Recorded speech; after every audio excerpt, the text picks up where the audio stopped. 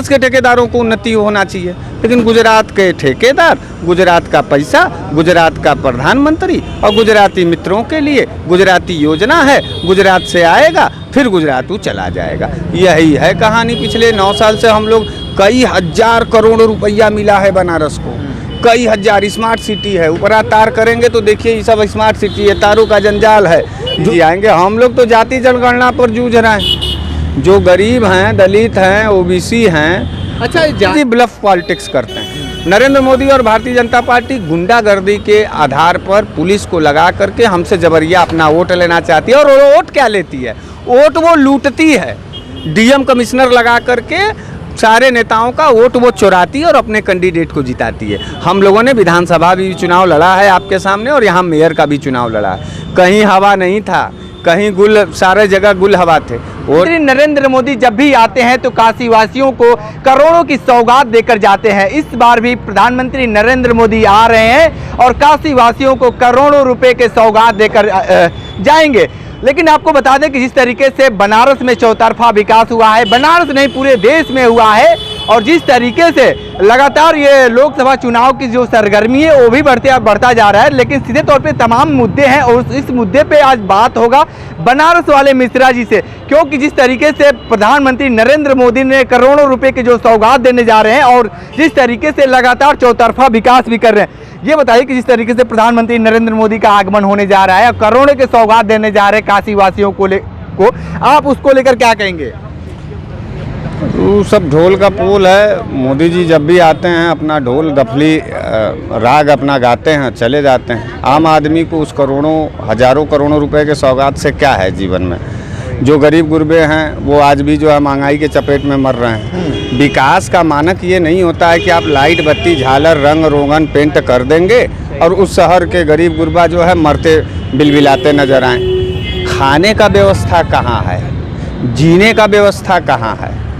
ये आप हमारी बातों को विपक्ष के रूप में देख लेंगे, लेकिन ये भावनात्मक सवाल है। आप नौजवानों से जाकर के बात करिए, जिनके माँ बाप उनको पढ़ाए लिखाए और आज वो बेरोजगार होकर के जो है धर्म की राजनीति में जो है ऊपर नीचे जाति की राजनीति में कर रहे हैं, लेकिन वो कुछ मजबूर हैं, काम धंधा कर नहीं पा रहे हैं। लोग मर रहे हैं, बिलबिला रहे हैं। लोगों के पास दवाई का पैसा नहीं, कमाई का पैसा नहीं, पढ़ाई का पैसा नहीं। इस सवाल पर कौन बोलेगा? इस सवाल पर कौन लगेगा? 18 तो जो प्रोजेक्ट लगाए हैं ये सिर्फ और सिर्फ गुजरात से पैसा लेके आते हैं, यहाँ कागज़ पर रहता है और फिर जो है गुजराती ठेकेदारों के ही नाम पर वो वापस चला जाता है गुजरात। जितने भी बनारस में टेंडर हो रहे हैं वो सब गुजराती कंपनियों को जा रहे हैं। हमारे बनारस का एक भी ठेकेदार नहीं उसको काम ले पाता है। गुजरात का पैसा अगर बनारस में लग रहा है तो बनारस के ठेकेदार ना उस तरीके को, बनारस के ठेकेदारों को उन्नति होना चाहिए, लेकिन गुजरात के ठेकेदार, गुजरात का पैसा, गुजरात का प्रधानमंत्री और गुजराती मित्रों के लिए गुजराती योजना है, गुजरात से आएगा फिर गुजरात चला जाएगा। यही है कहानी। पिछले 9 साल से हम लोग कई हजार करोड़ रुपया मिला है बनारस को, कई हजार। स्मार्ट सिटी है, ऊपर तार करेंगे तो देखिए ये सब स्मार्ट सिटी है, तारों का जंजाल है। जुट्ठा अंड का बंड कलाकृति बना करके बनारस को सुंदर बना रहे हैं। अरे गरीब का पेट भरोगे कब? प्रधानमंत्री जी आ तो रहे हैं, पूरे देश के पूरे शहर को जाके देखिए, उजाड़ बस्ती कर दिया गया है। गरीब जो 200-400 रुपया खाता था, प्रधानमंत्री के आगमन पर गरीबों का पहले शोषण। गरीबी मत हटाओ, गरीबी को ख़त्म कर दो। यही है नरेंद्र मोदी जी का जो है पूरा कहानी और पूरा ब्यौरा जो है।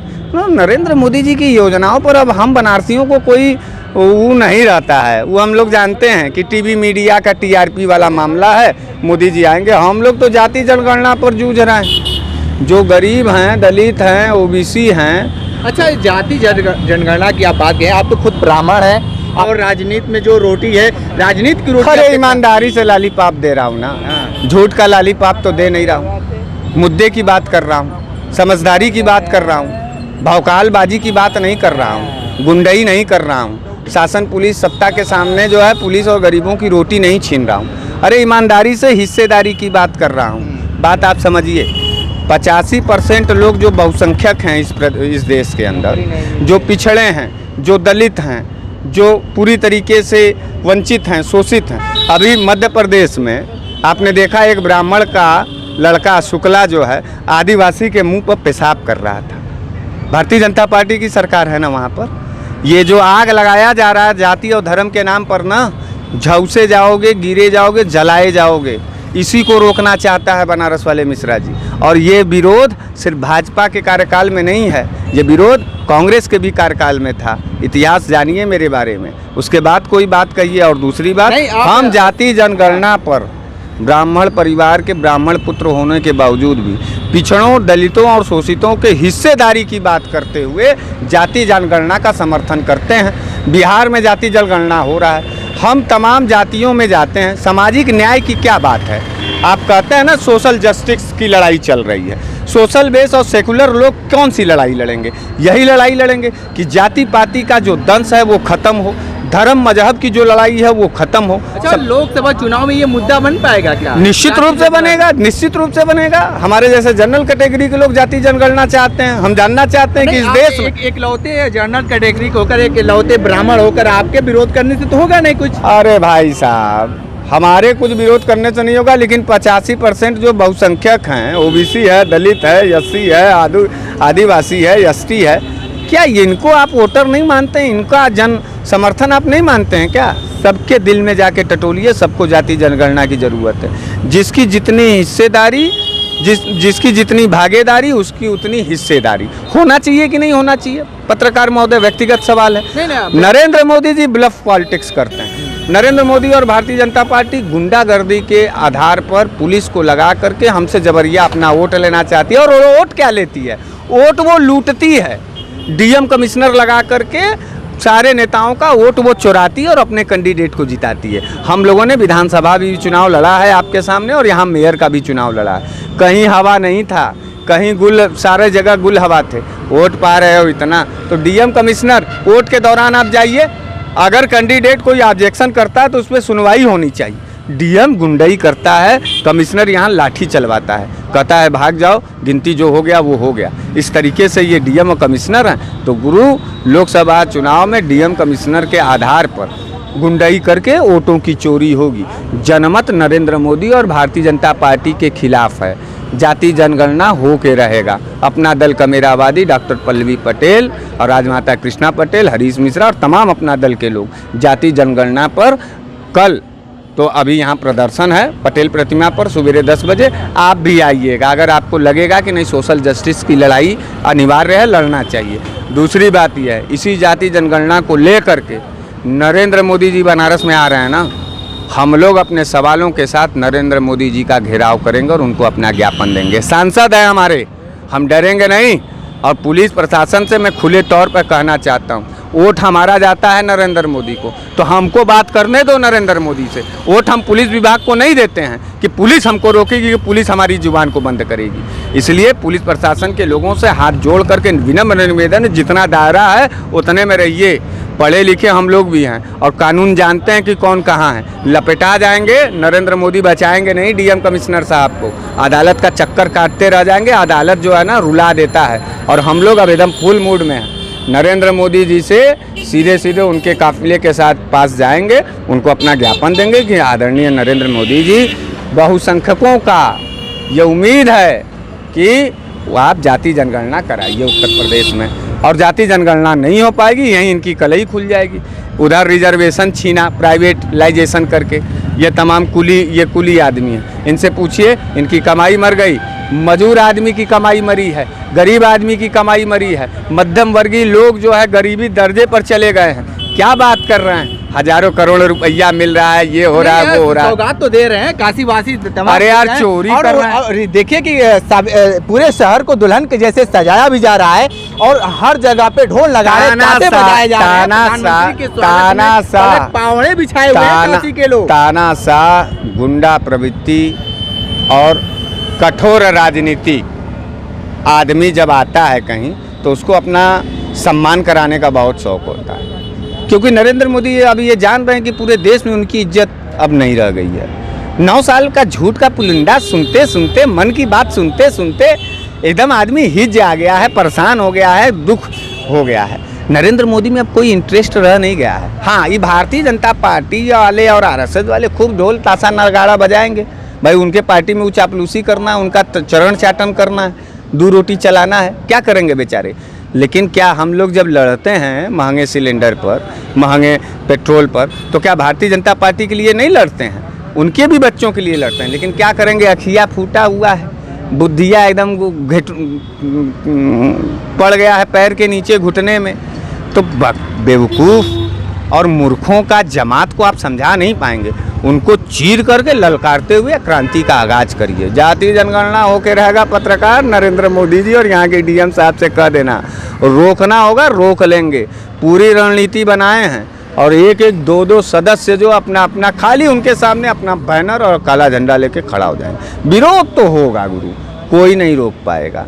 कितनों पुलिस प्रशासन और सिक्योरिटी लगा लो, बनारसी मूड में आ गया है। जाति जनगणना होके रहेगा, इस सवाल पर प्रधानमंत्री जी का घेराव होगा। ये बताइए, विरोध करने से तो होता नहीं है। आप भी चाहें तो तमाम आपके इतना देश भर से नीतीश कुमार जी जो है बिहार में किए ना जाति जनगणना, उत्तर प्रदेश में भी मांगा जा रहा है, पूरे देश में मांगा जा रहा है। ओबीसी कैडर दिखलाना का विकल्प नहीं है। अरे यार, के प्रधानमंत्री हैं, कहाँ मिलेंगे? आप मिलवा देंगे? आप मिलवाएं? आप सिस्टम आप मिलवाएंगे? आप सिस्टम कोई सिस्टम नहीं, क्यों नहीं सिस्टम? कोई नहीं सिस्टम, सिस्टम है, कोई सिस्टम नहीं। सिस्टम से आइए। अरे हमने दिया है, हमने दिया। ऐसा है, देखिए आप चिल्ला करके, हम चिल्लाते नहीं, आप खुद चिल्लाते हैं। चिल्ला के बकर बकर करके डाइवर्ट कर देना चाहते हैं। हम डीएम को, कमिश्नर को कई बार बोले कि हमको हमारे सांसद से मिलवा दो। हम प्रधानमंत्री से नहीं मिलना चाहते हैं, हम अपने सांसद से मिलना चाहते हैं। विपक्ष के भले हों, क्यों नहीं नरेंद्र मोदी जी? कभी आपने देखा है 9 साल में कि विपक्षी मीटिंग भी करना चाहिए था? शेर आदमी थे ना,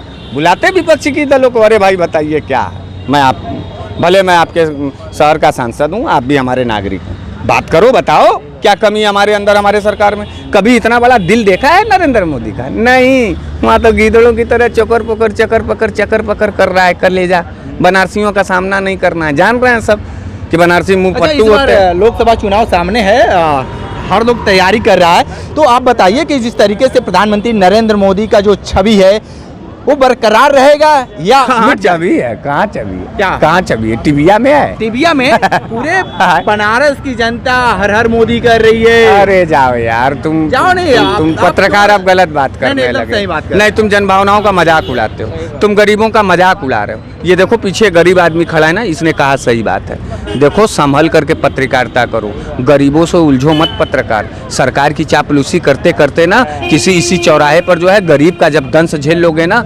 समझ में आ जाएगा। सरकार गरीबों के हक अधिकार की बात कर रही है, हर चीज उपलब्ध करा रही है, हर योजना गरीबों तक पहुंच रहा है। तो आप गरीबों के क्यों ऐसी बात मजाक कर रहे हो? हम गरीबों की बात नहीं कर रहे हैं। क्या हम अडानी अंबानी की बात कर रहे हैं? कर्जा किसका माफ होता है देश के अंदर?